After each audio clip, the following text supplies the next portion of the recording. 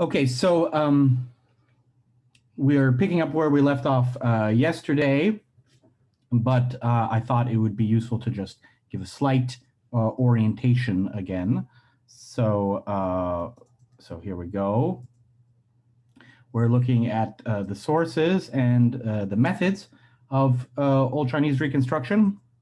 And in terms of sources, we talked yesterday about the rhyme tables and the rhyme books. And then today we'll talk a little bit about early poetry and the structure of the Chinese script. And so that's what what I'm going to go into now, and then we'll talk about methods.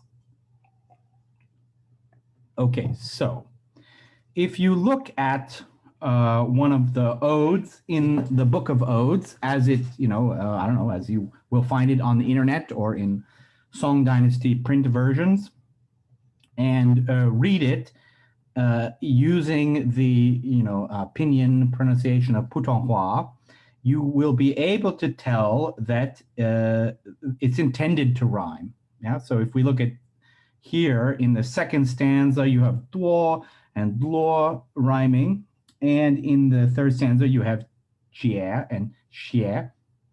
So it's clearly intended to rhyme. But in the first stanza, you see that cai and you are rhyming, and that doesn't seem like a very good rhyme in Putonghua. So I think this is a good sort of point of departure in terms of saying, despite everything that's happened in the last 3,000 years, historical phonology is sufficiently regular that you can still tell these poems are intended to rhyme. But they don't necessarily, well, of course, no surprise that they don't rhyme everywhere you would expect them to. So a theory of Chinese historical phonology would improve these rhyme patterns. And then to some extent, it's a question of taste, how far to push that. Sometimes maybe rhymes weren't perfect even in the original. But anyhow, it's an important source of evidence for what things sounded like in the old days. It's a question of genre, basically. And in Old Chinese phonology, let's say when we say Old Chinese, we really are talking about the poems in the Book of Odes. And in the Book of Odes, there's a certain amount of variation in different parts of the Book of Odes. So some poems don't rhyme at all, but what you see here is probably the most frequent pattern, which is that I'll say it in a way that you will find paradoxical, but then I'll caveat it, that the end of the second and fourth line rhyme. And then you say, well, look, in this case, it's not the end, yeah? And the issue there is that there are certain words, certain morphemes that are considered to not be counted. And zhi, which is what you see here, isn't counted. So, I mean, like, why did they do it that way? Well, that's a question that's hard to answer. So the reason I chose this poem is actually because it's Baxter 1992's poem, and what's nice about it is you see that the first and the third lines repeat exactly, so we can just sort of totally not worry about them. I think that's why this seems like a good example to pick, because sometimes you get rhyme also in the between all the lines of a stanza, or there can be quite complicated patterns. So actually, I'm not going to go into it in this course very much, but understanding what the rhyme scheme of particular poems are is also one of the kind of moving parts in Chinese historical phonology, where you can imagine that in one proposed reconstruction scheme, in one poem, you'll get different rhymes than in another reconstruction scheme. So one of the things that people can argue about is exactly which rhyme patterns are intended. Oh, so here's like, if we just limit our world to this poem, what I would say is we both agree that the fact that Sai Sai Fo Yi rhymes with Sai Sai Fo Yi is not interesting. Yeah, is not going to tell us anything about Chinese historical phonology. Well, similarly, the fact that sort of zhi rhymes with itself is not interesting. So the fact that duo rhymes with luo and that jie rhymes with xie can suggest to us that Tsai and Yo maybe should rhyme.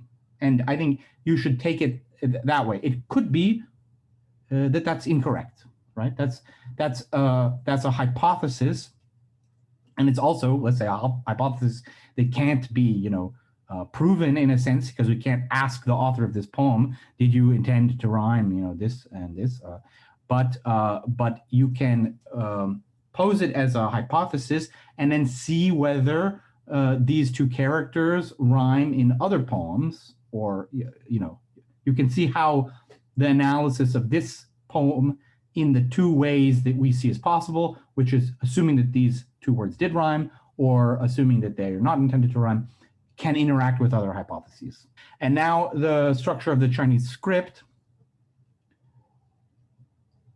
So this comes a little bit to the nature of writing and its relationship to speech, but they're although they're very opaque, there are indications of pronunciation in the Chinese script itself. Here I will look at this Shesheng series built on this character that you see in front of you, Bie. And what's a Shesheng series? It's all of those characters that share a phonetic determiner, to use Boltz's terminology, which I think is good. So we have the kind of origin point for the series, Bie, and then we have other characters, and you see these are the Middle Chinese pronunciations, if you looked them up in the Guanyun, right? And you see that they're all kind of similar. Yeah, they all start with labials, and the rhymes are either ah or eh, yeah. So so there's clearly a given parameters of variation in terms of what characters that share a phonetic determiner have in common in terms of pronunciation, and what they don't have in common. So the kind of basic methodological working assumption that all of Chinese historical phonology builds on is the Shesheng hypothesis, which was articulated by this guy, Duan Yucai, who's a kind of big hero in the history of Chinese historical phonology. And he proposed that characters with the same phonetic determiner are used to write words that would have rhymed in the language of the Shijing. Yeah, and as I said, this is the cornerstone of all progress in Chinese historical phonology. I will talk about it a little bit more so that you have a good sense of kind of what it means, for Duan Yucai and for us, which is that let's just think about the pieces of the claim. Characters with the same phonetic component write words that would have rhymed in the Shijing. So if we look at a series like this, it means that I'm trying to think of like what's evidence and counter evidence for this hypothesis. If the first and the second character in this series rhymed in a particular poem in the odes, that would be positive evidence of Duan Yucai's idea. But of course, if two characters in this series occur in different poems in the Shijing, or don't occur in the Shijing at all, then it's not relevant, right? So that's why it's phrased as would have rhymed in the language of the Shijing rather than rhyme in the Shijing, because you'll have all kinds of, just sort of holes in the data, if you like, yeah? And similarly, most of the rhymes, many rhymes in the Shijing won't involve characters from the same Shisheng series, because for one thing, they'll, all of these words are some kind of ba or bie, yeah, pa, pie. So you would expect that they would rhyme with something like ka, kie, yeah, but those would be from a different Shisheng series. So that's the, yeah, so I've sketched that a little bit in terms of also, I think why it has to, in a sense, remain a hypothesis, a sort of methodological research program, is that there definitely are a lot of examples in the Shijing of words from the same Shisheng series that rhyme, which is why Duan Yuzai came up with this idea in the first place. But there's no way to prove it just in terms of the available evidence. There's, one way to think about it is if we had an infinite supply of old Chinese poetry, then at the limit, all words that are written with characters in the same Shisheng series would come up somewhere in rhyme position in such a way that they were connected with each other, that they rhymed, yeah? But of course, we don't have an infinite supply of Chinese poems, so we have to live with what we have. Those are tones, and this is part of Baxter's system for writing Middle Chinese. So so Chinese has 4 tones. If there's no capital letter and no consonant, it's the level tone. So let's say the first character is in the level tone, and the second character with the final X, that's the sorry, I just get these. That's the shang sheng, so the rising tone, and it's believed to come from probably a final glottal stop, and that's why he sort of chose this way of writing it. Is it sort of what it means is in Middle Chinese this is the shang sheng, but it sort of is a convenient representation for what we think it probably comes from in Old Chinese. And then similarly, the final H refers to the chusheng, which is the entering tone. Sorry, not the entering tone. It's the someone help me out here. Falling, yeah. And then the entering tone is the 4th tone, which let's say from a kind of default perspective outside of East Asia, you wouldn't understand as a tone at all. You would just call it a closed syllable. So things that end in K, P, and T are called entering tone.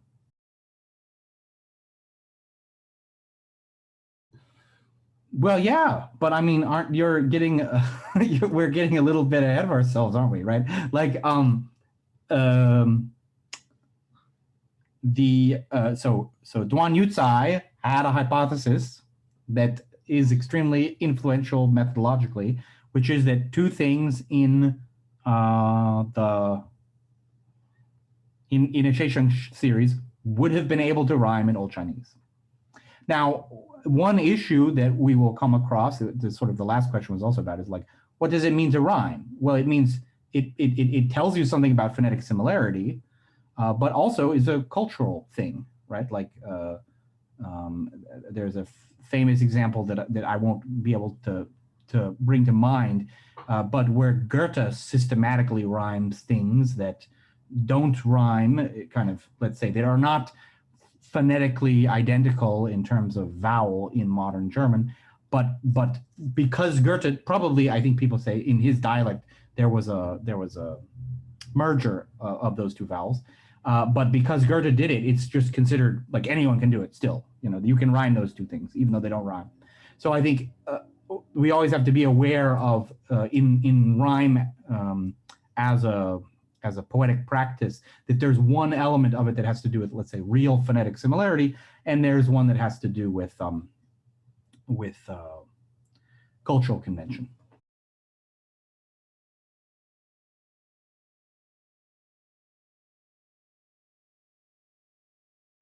So the question is, you know, maybe let's say maybe this last word is not part of this series, but part of like let's say another sub-series that's built on one of the characters here.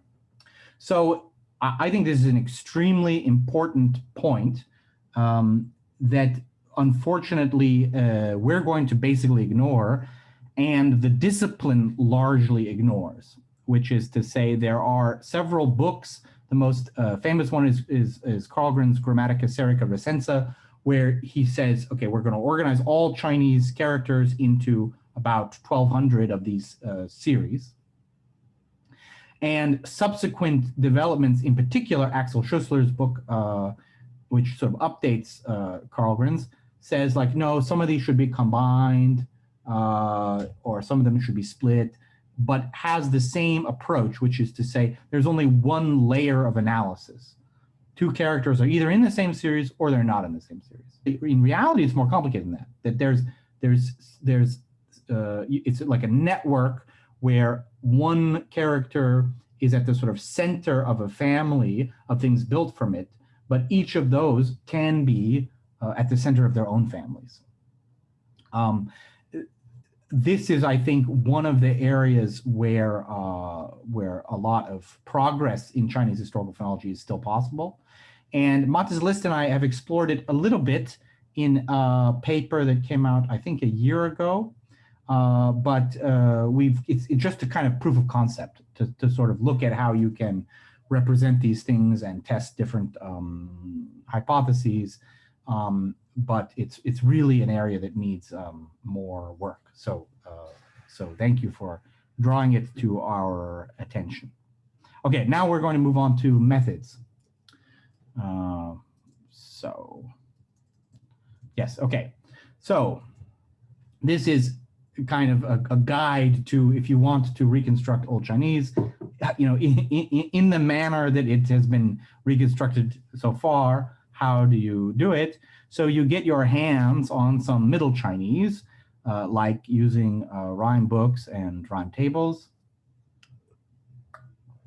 And then you internally reconstruct that language. So, you know, you just look for asymmetrical patterns and kind of hypothesize how might this language have been in the past.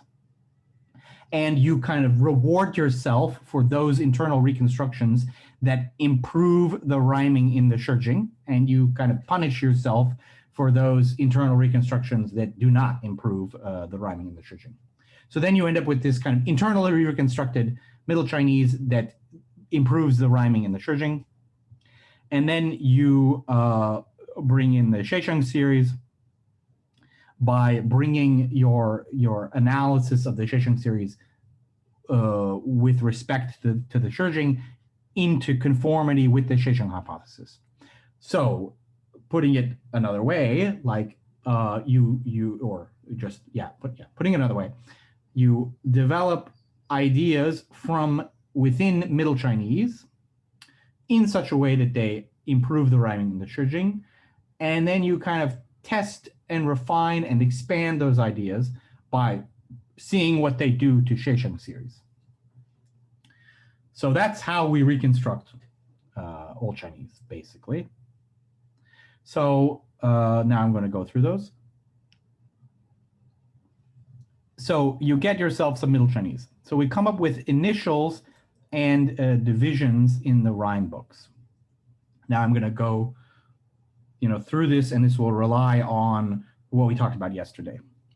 So if you want to know what the initials are in Middle Chinese, you find these chains of Fangqi initial spellers. As I mean, if you end up lost, let me know. But we talked about before, when you spell a word, my example was bone equals bake plus phone. Now we know that bone and bake start with the same initial. So by looking up the Fangqi initial spellers in the Cheiyun, you can build up these chains. And this is two examples of doing this. So you see on the left, we have a character chick, and then its speller is this next character. Wait, am I doing this right? Well, I'm not totally sure, but in any case, the point is simple, which is that the thing on the left is one chain you get. So if you look up one of these characters in the Cheiyun, it uses one of the other characters as its initial speller, and then if you look up that one, it uses it as its initial speller, and you get this chain. So you know all of the characters on the left have the same initial. And similarly, you know all of the characters on the right have the same initial. Now, at this sort of level of abstraction, if you're just looking things up in the Cheiyun, you have no idea, is that initial a P or is it a G? You have no idea. You just know the things on the left have the same initial, and the things on the right have potentially a different initial than the things on the left, but they have the same initial as all the things on the right. So now is where we bring in the rhyme tables, which you get in the footnotes, where I point out that, so we have the asterisk footnote. This is this character that's pronounced something like Děng. So if we look it up in the Yunjing, we're told that it has a voiceless affricate initial. And if we look it up in the Cheiyun Lue, we are told that it has the so-called Jiao initial. Okay. So now we have some phonetic information. We can say, okay, well, we know that this second character on the left started with a voiceless affricate. And we therefore know that all the characters on the left started with a voiceless affricate because we know they all have the same initial, right? And then if we look at the characters on the right, you see the dagger footnote, and you see that this character is on a different page of the Yunjing. And it's also described as having a voiceless affricate. And it's also described as having the Jiao initial. So this is a curious situation, right? Which is that the Cheiyun distinguishes these two chains of initials, which is why I've written them as C1 and C2. But the rhyme tables don't distinguish them. They say they're both voiceless affricates. So now we have to ask ourselves, like, well, is it just a coincidence? Because it could be that the Cheiyun splits these two chains, or is there some kind of merger that's happened between 602 and the 12th century? So now I'll go through, and I think it at the risk of being tedious, I think it's worth doing exactly the same exercise with this chart. So now we're looking at at the first level of abstraction, just other initial chains. Yeah, because from within the Che-yun itself, we have no information about how any of this stuff was actually pronounced. Like, I mean, we have an incredible lot of information about the interrelationship of how different characters were pronounced.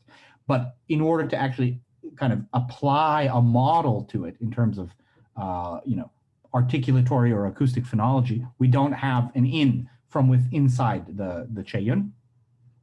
So we look at these Fanqi initial speller chains, and we get, you know, all the ones on the left are in one chain, and all the ones on the right are in another chain. And then we look up the characters, and sort of an aside here, this also shows you that there are many, many, many more characters in the Che-yun than in the rhyme tables. The rhyme tables only give one character per syllable type, basically. Yeah. So, so in general, in a Fanqi chain, you'll only find one of its characters in the rhyme tables. So we try to look up the characters on the left in the rhyme tables, and we only find the last one.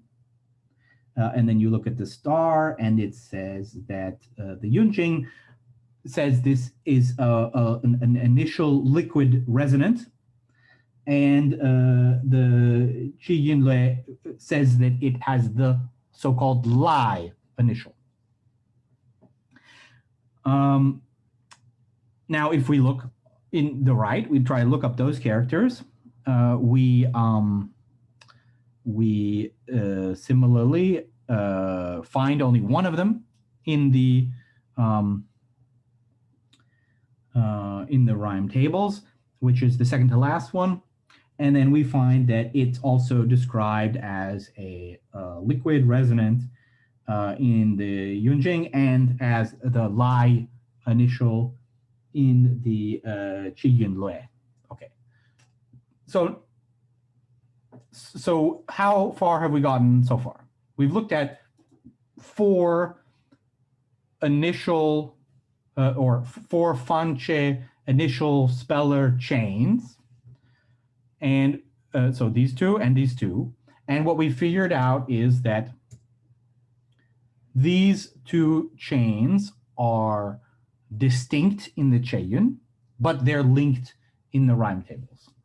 And we figured out that these 2 are distinct in the Che-yun, but they're linked in the rhyme tables. Now, I don't really go into it, but what we can do next is kind of try to come up with some theory about, let's say, the phonological system. And in this case, let me see if we have a clear example. Yeah, okay.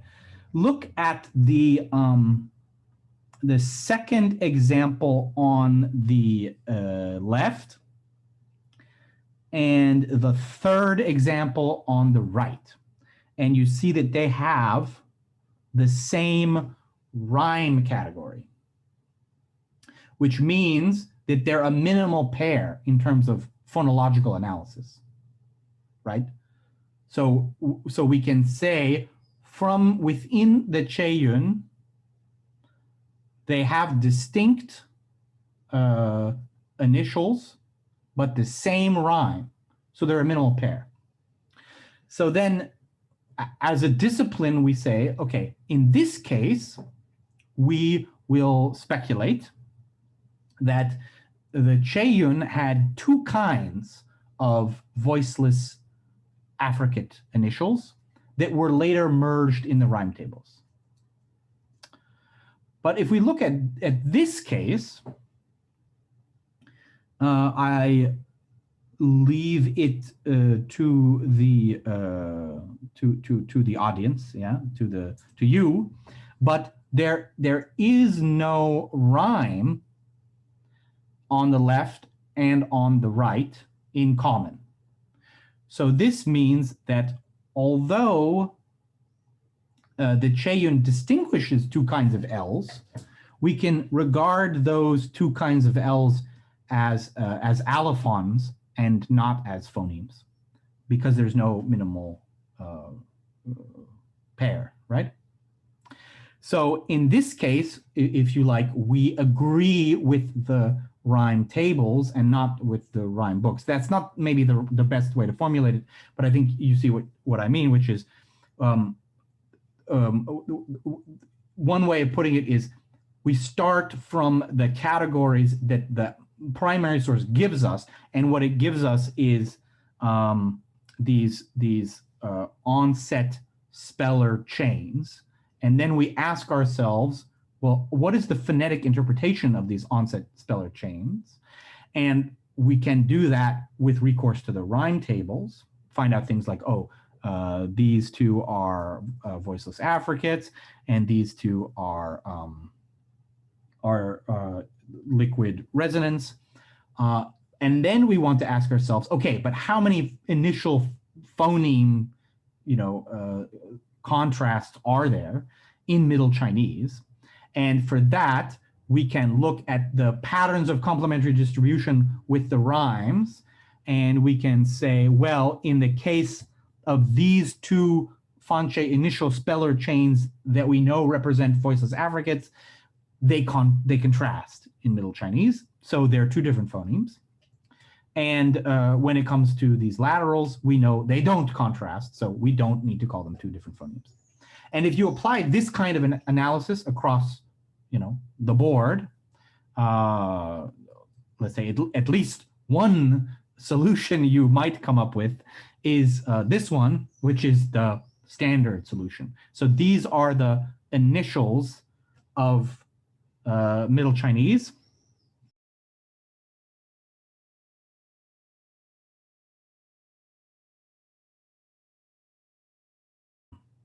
We have Qing is clear, right? So it has a kind of, let's say, so each of these words has a non-technical meaning, right? Yeah. So where I've said, voiceless, the actual term is clear, and then the one for voiced is muddy, and so on, right? And the question is, how do we kind of know what those terms mean? I think what I would say is that the space of options is not vast, right? Like, how many manners of articulation are there in attested human languages? We somehow have to map those onto our analysis of what these terms meant in Chinese in the philological tradition. And an analysis that is kind of, I don't know, less exotic would be preferred. So if someone said like, oh, I think that the muddy initials are implosive and the Qing initials are ejectives or something, I would say, well, you have to, the burden of, the onus is on you to argue for why you think those are implosives or those are ejectives. Well, I would say this is like, in this particular case, it's because from the other book we have it saying laimu, right? So that's where you kind of take just a little glance at Chinese dialectology and you say like, well, in almost all Chinese dialects, the character lai is pronounced with a lateral initial. So and then you say, is there a reason why the Yunjing would call it clear muddy? And I think what I'm about to say is right, which is, I think, it's a standard analysis. But basically, the resonance didn't fall because there wasn't a contrast in voicing in Middle Chinese in resonance. They didn't split into clear and muddy, analytically speaking. So they said, it's the clear muddy, and then used the fact that there wasn't a distinction in that class as a name for that class. That's, I think, the reasoning. But one thing you kind of have pointed out is that the interpretation of these categories does, cast an eye at actually how characters are pronounced in Chinese dialects, and in like Bernard Colgren is the person who really worked on this in terms of like moving in the 1920s, moving from purely talking in categorical terms, right? Where if you're a Qing phonologist, you don't care. You say, oh, this is the Lai Mu, and you're done. Yeah. Whereas if you want to think about the articulatory or acoustic phonetics of this stuff, or write them in an alphabet, you have to, tie into international analyses. And Carlgren's the first one who really did that, and he did it with reference to Chinese dialects, and particularly, I think, Sino-Japanese readings. I think in my presentation, I'm trying to emphasize how little you need to do that in order to show kind of the independence of the philological sources as sources. And I think I'm doing that in part to answer the kind of critique of that we talked about yesterday of Pulley-Blank and Koblin, which is like, well, look, if you have to look at dialects anyhow, you might as well actually just apply historical linguistics to the dialects in a rigorous comparative way. And I think that, in order to sort of counter that critique, I'm trying to really emphasize how little you need to look at modern pronunciations of Chinese. But, of course, we don't want to develop an analysis of the Chinese philological sources that are wildly inconsistent with the reality of how Chinese is spoken on the ground.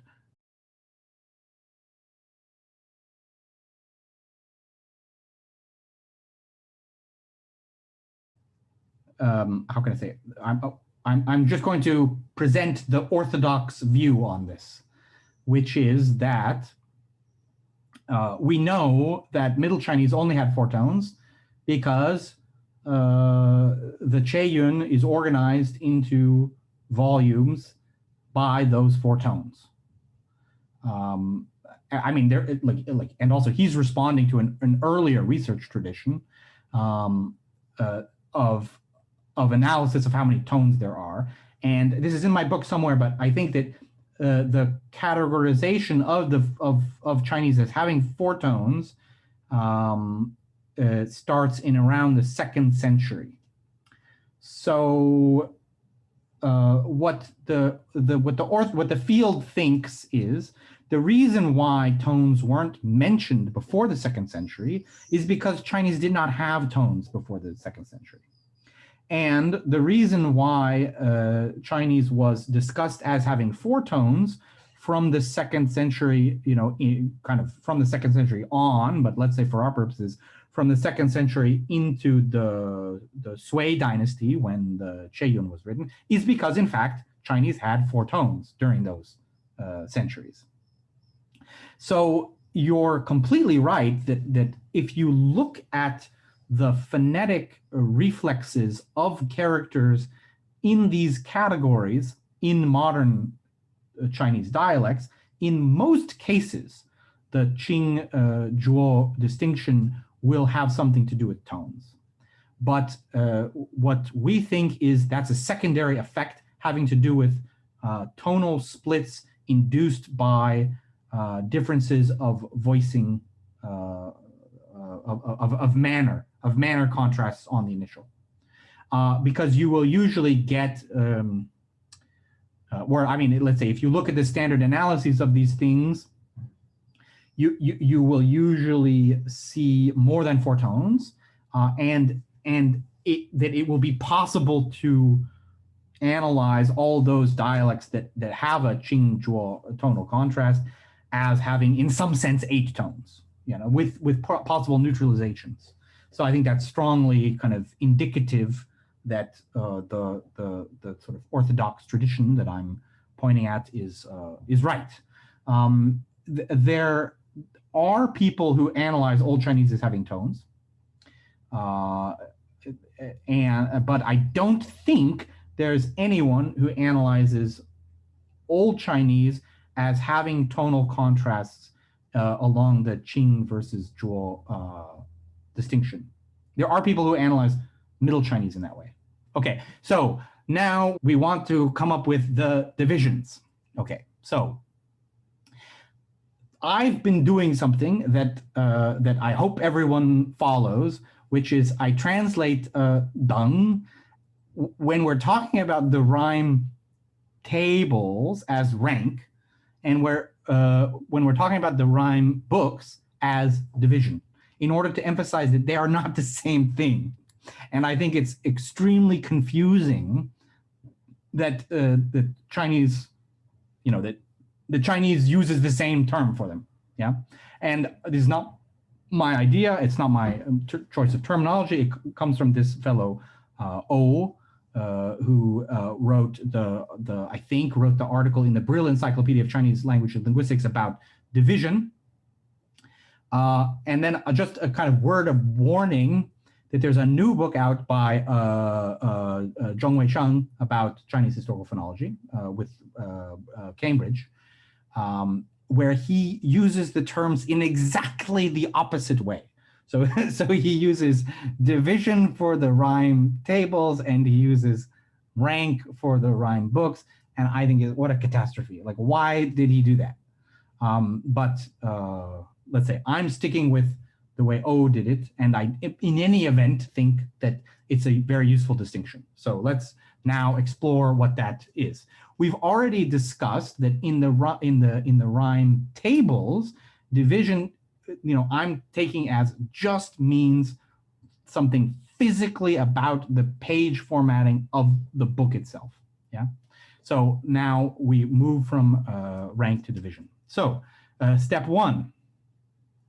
This guy Zhang Yon in the 18th century mostly, he looked up the characters in each Che-Yun rhyme category to see which rank the rhyme tables put them in. Okay, and what did he find? He found that the rhyme categories of the Che-Yun divide into 4 classes. Those rhymes that contain characters appearing only in rank 1. Those rhymes that contain characters appearing only in rank 2. And then here's where I was going to say, now you think, oh, this is going to be pretty uninteresting. Yeah, no, it gets more exciting when we get to the 3rd category.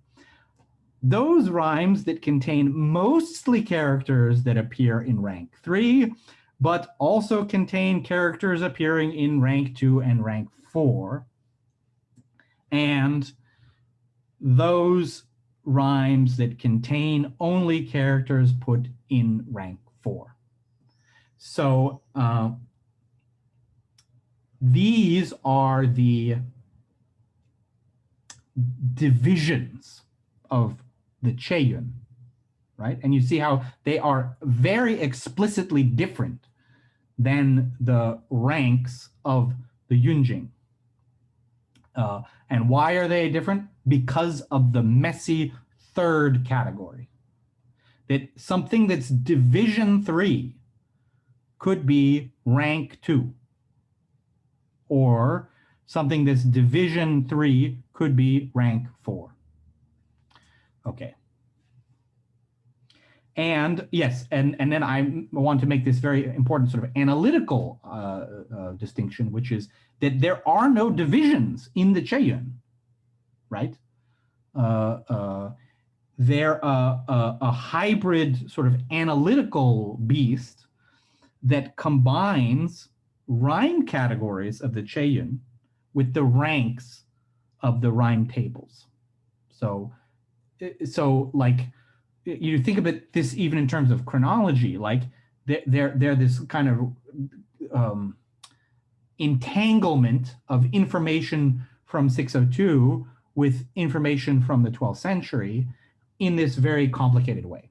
So I think it's just necessary to keep that very squarely in mind, because you are always tempted to sort of reify these things and say like, well, how was the second division pronounced? And it's like, well, you know, you can't have a thing that was pronounced in 2 different centuries at the same time. So we need to keep in mind how constructed these categories are as abstract analytical categories. Yeah. So that's step 1 of coming up with the divisions. Now, the realization that the divisions, as we've just defined, mostly coincide with distributional classes of initials allows one to redefine the divisions using co-occurrence patterns of initials rather than referring to the rhyme table ranks, which is to say, from a methodological perspective, as I just explained, I am unhappy with this definition of the divisions, because it's this weird combination of, you know, information about the page formatting of books in the 12th century and kind of distributional and rhyme categories in the Che-Yun. So I'm trying to find a way of paraphrasing the categories found in entirely Che-Yun internal manners. Yeah, it turns out we can basically do that by making reference to initials, or from the Che-Yun perspective, by making reference to Fanchi initial speller chains, right? So let's do it.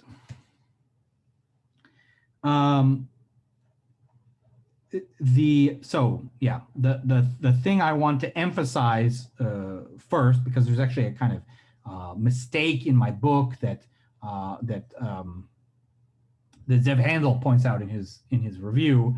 We're going to be looking at like what look like complementary distributions, but they're only complementary distributions because we're restricting the class of initials we're looking at. So we're only looking at the dentals and the affricates and the fricatives, the retroflexes. We're not looking at the velars and the labials. Yeah, so that's an important caveat for me to put in that I didn't have in the book enough and made a mistake. But let's just say we're looking at the compatibility of the divisions with the divisions as we've just defined them. Yeah, in this way I'm unhappy with co-occurrence patterns of different initials. Okay. And then you see what you see, which is to say, like the Laimu occurs in division 1, 3, and 4, and the dentals only in division 1 and 4, and the retroflex in division 2 and 3, and the affricate in division 1 and 4, and the palatals only in division 3, and the palatal retroflexes only in division 2. And the point that I want to make right now is, okay, this may not yet seem super elegant or meaningful. It's just a fact about the world, yeah. But it's already allowed us to define the divisions with respect to the Che-Yun, right? Because rather than defining division 4 as those characters that occur in rank 4 in the rhyme tables, we can define division 4 as those rhymes that co-occur with the dental and affricate initials, but not the retroflex initials. You see that? Like you might well ask why we want to bother doing this at all, yeah, in terms of like, you know, why do we want these divisions, yeah? But let's set that question aside for a minute and instead say, my goal, kind of methodologically speaking, is to try and pin our theories of Old Chinese historical phonology to the oldest, most comprehensive sources. So I want to kind of leave the rhyme tables behind and only stick with the rhyme books. And these distributional classes allow us to offer new definitions of divisions in Middle Chinese that do that. With an exception, however, which is you notice that the dentals and the affricates cannot be, or the divisions. Yeah. Here's how to put it: the division 1 and division 4 cannot be distinguished on the grounds of co-occurrence classes with different initials. So that means that, let's say, we can forget about division, the distinction between division 1 and 4, and say that there's kind of only 3 divisions, yeah, and that they are division 1/4, division 2, and division 3. But if you just do that, and I sort of ask you to do it, I should have had an extra slide, but I've asked you to do it in your mind, you say, okay, then I just, let's say, cross out the first row. What you then notice is that division 2 and division 4 are in complementary distribution. So we can, in terms of co-occurrence classes with initials, at no loss of information, replace the analysis of 4 divisions with only 2 classes, type A and type B. So I'm just going to paraphrase that, which is, from the perspective of the distributional classes of the Qieyun itself, which is Middle Chinese, the analysis of 4 divisions and the analysis of 2 types are both compatible. Now, and it's basically a matter of taste, which one you want to go with.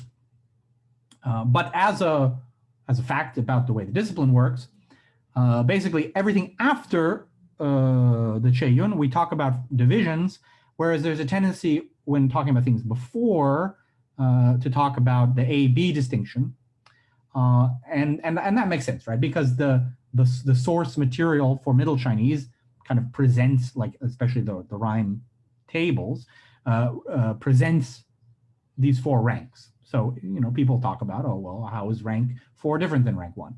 But the further back in time you go, the divisions and the ranks don't matter because because all of the contrasts that we're talking about can be understood in a simpler terms as the A-B distinction. So for the rest of the course, we'll be hearing a lot about A versus B, but not that much about the ranks and divisions. Okay.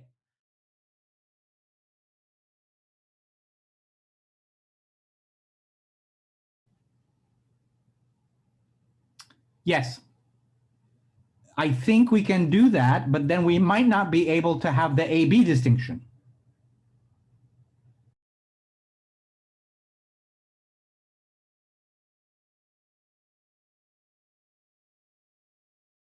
Yes, I mean, actually what I was thinking about, which is the kind of thing you're talking about, but not the exact example you're talking about, is we do have examples of Laimu with division 2. I think 2 characters, I think something like that, yeah.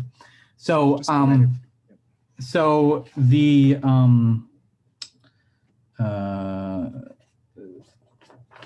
just a second. So what I would say is, yes, we ignore stuff like that. Like if something's sufficiently rare, we ignore it. But you know, you don't ignore these things all the time. So for instance, I just happen to know about because Gongshun has written a blog post about it. One of these examples of a of a division 2 L initial character is actually the lan in Anlushan. Sorry, the lu in Anlushan. Yeah. So Anlushan was probably Sogdian. And you get, so which is to say, Anlushan is not a Chinese name. It's probably actually the same name as Roxanne, which is a Sogdian name, yeah. So there is also a tendency that these kind of really weird characters, like characters that occupy basically empty phonetic positions, are late in terms of the epigraphical record, and are used to write foreign words. So I mean, let's say, don't take my word for it. That would be an interesting thing to read a paper about, or something like that. Like what is the philological dimension of kind of characters that represent what should be non-existing syllables. But I would say my impression is that overall it's okay to ignore them, not just because they're rare, but because they're rare and late and tend to be used for exactly those situations where someone might find themselves trying to write something impossible, right? Like for instance, in English, we would say, Q always is followed by U, except when it's not. And when it's not, it's being used for Arab words, for example, because we're trying to use the Roman alphabet to represent sounds that aren't normally represented.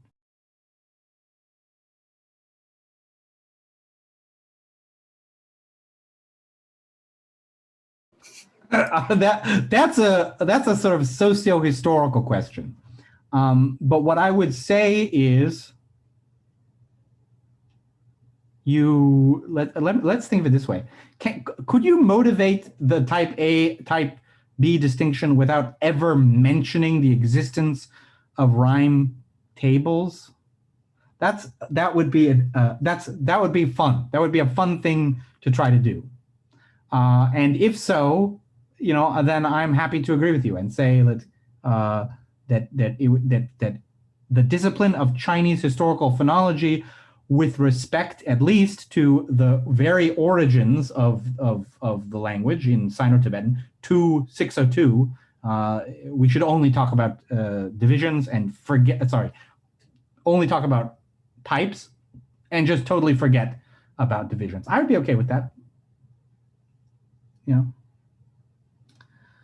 I mean, some of you are immediately thinking like, but you're going to talk about division 2 and the R hypothesis and whatnot. Yes, we'll get to all that. But I think like, well, maybe it can be done without analysis of divisions, and maybe that would make for an overall more elegant presentation. I mean, I think there is a tension in all academic disciplines, but I would say especially in Old Chinese historical phonology, of how much do you stick with tradition? Because on the one hand, if you don't stick with tradition at all, your analysis and your writing will be unintelligible to other people working in the discipline.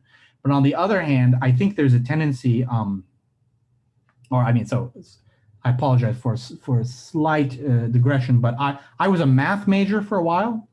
And one thing that I noticed in math is like the moment someone comes up with a better, shorter proof, everyone ignores all previous work on that problem. Yeah, like the discipline loves to forget about its own past, at least in terms of how it's taught to undergraduates. And that made me feel very sad as a mathematician, as a mathematics undergraduate, right? Because I think like, think of all these poor mathematicians who pour their lives into slightly less elegant proofs who now we ignore, right? But when I started doing Chinese historical phonology, I felt like we have the opposite problem, which is we make all students re-experience every mistaken idea and every inefficient formulation since the middle of the 19th century until now. Yeah. So there's all this discussion about like, well, Karlgren was wrong to distinguish 4 types of Ys or something like that. It's like, well, who cares? Let's talk about what's true rather than what Karlgren was wrong about. And that is one of the things I've tried to do in my book, is to kind of by focusing in on the primary sources, to kind of forget some of the baggage of the history of the discipline. But as you can tell, I've only been semi-successful at that, and and look forward to us all together collaborating on finding the most efficient, concise, clear, and empirical presentations of the actual knowledge of Chinese historical phonology that we have. Let's just say I entirely sympathize. Yeah, this is just kind of what it's like doing Chinese historical phonology. But I would say I'm trying to do two things. I'm trying to kind of make it clear what structures are imminent to the primary sources, right? So we can say, like, in the rhyme tables, there's a thing called ranks, yeah? And we can say, like, in the rhyme books, there's a thing that's actually part of the presentation of the document, homophone groups, right? And then to explore the less directly observable but still genuinely there categories, yeah?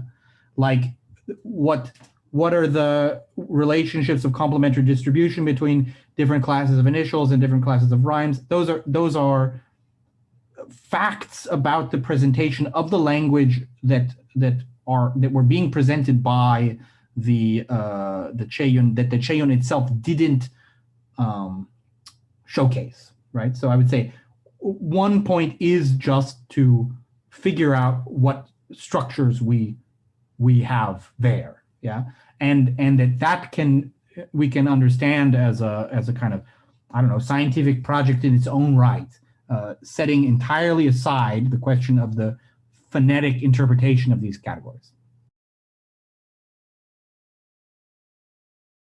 That's a good way of putting it. Yeah, we're looking at the phonotactics of Middle Chinese while trying to be quite open-minded about the phonetic interpretation of the categories we're working with. Now, I think that there's a more abstract way of doing this than I've even done it, right? Because I've said sort of capital T, right? Whereas that's not in the book, yeah. But I think that's safe in terms of like it's not sort of overly sort of artificially realistic, and can just be thought of as an arbitrary label for that category. But it's one we've chosen for heuristic reasons, yeah. Now, the question you might well be asking is, like, why don't we come up with terms for the divisions and the A-B distinction that also have that kind of heuristic of implying a phonetic interpretation? And I would say that, well, you're welcome to do that, but what we are coming up to slowly is what are the phonetic interpretations of these categories. And before we determine that, I think it's good to have the indeterminacy in focus.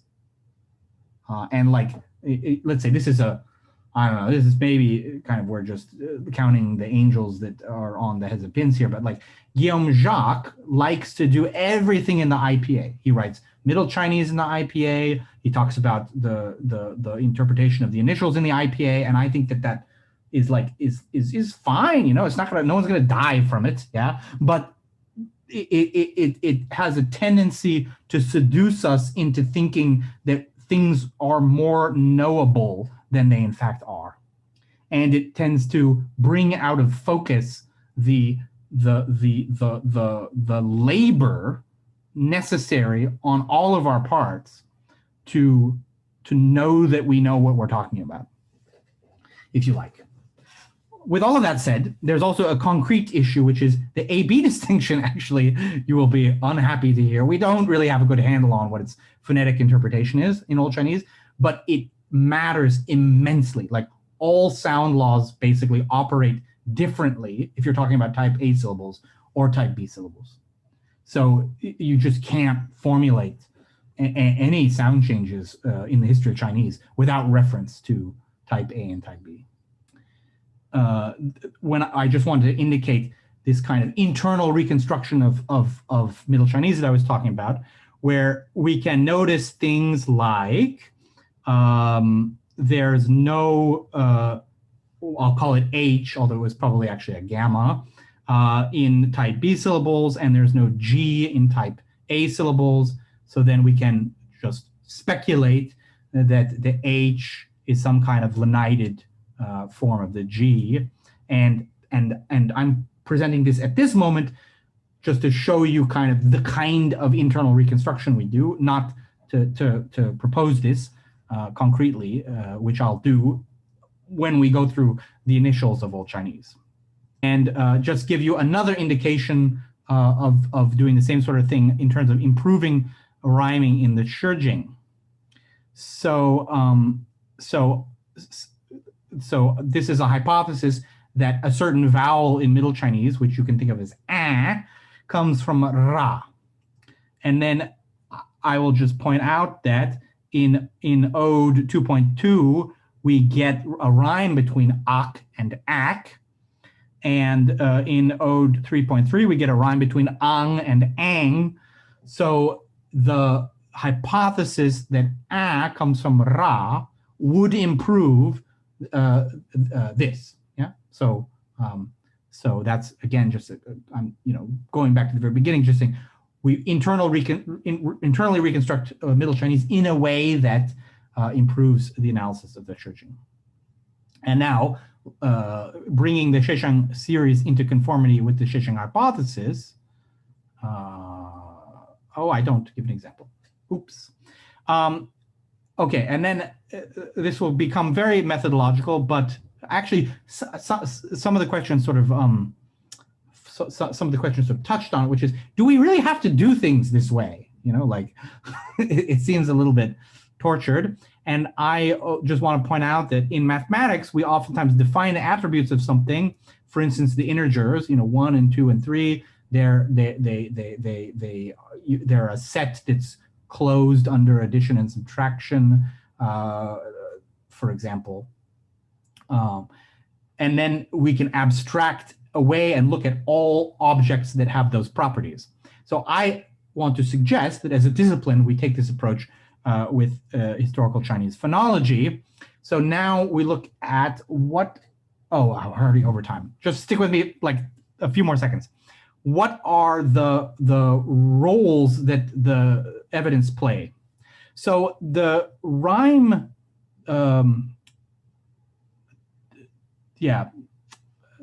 this actually isn't quite right, but the rhyme tables, what is their function? Their function is supplying phonetic interpretations. So I call that alphabetizing.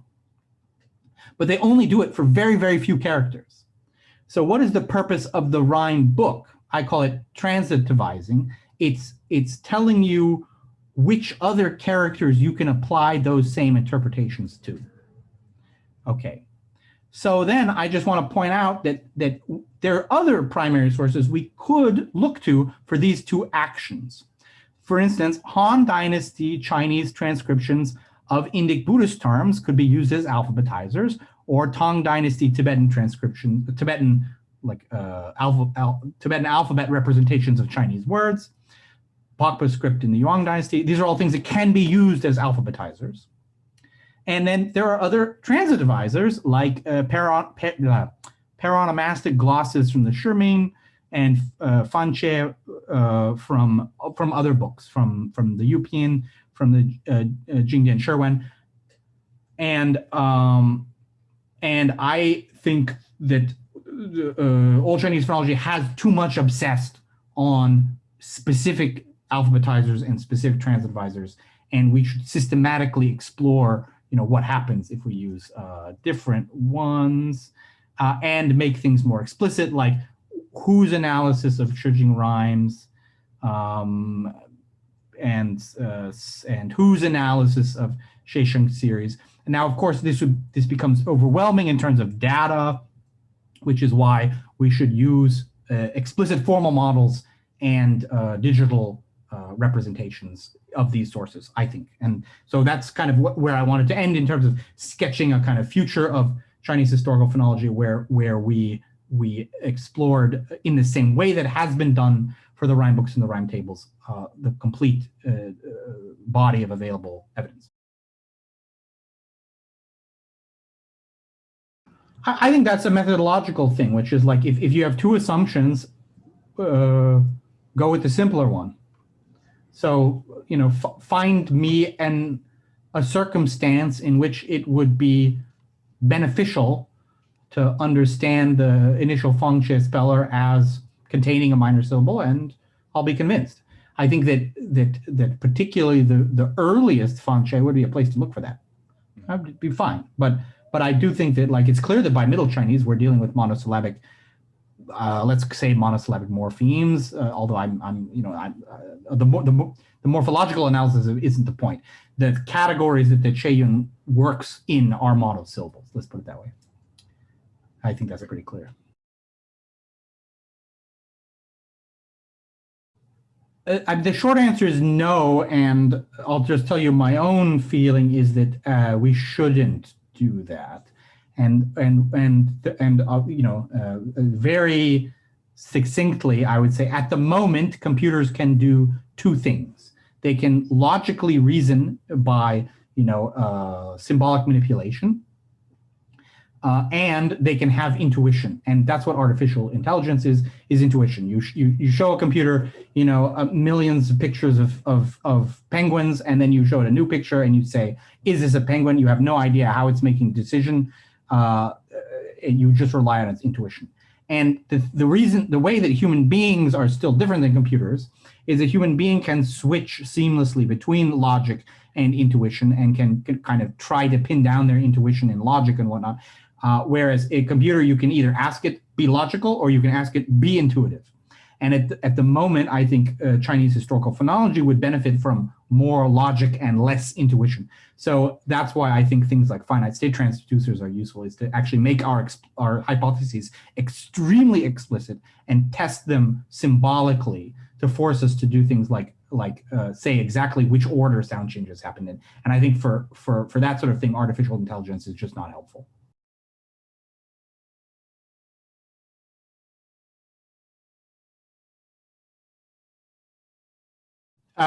The answer is yes. So the point that, gosh, how do I put it? The point that I'm trying to make, though, is that distinction, if it's in the Cheiyun, cannot be recovered kind of qua division. Does that make sense? Like that if you're trying to paraphrase ranks as divisions, you cannot separate the first and the fourth division using Cheiyun internal evidence. Okay. So it's just a fact about what information is in the Cheiyun and what information isn't in the Cheiyun.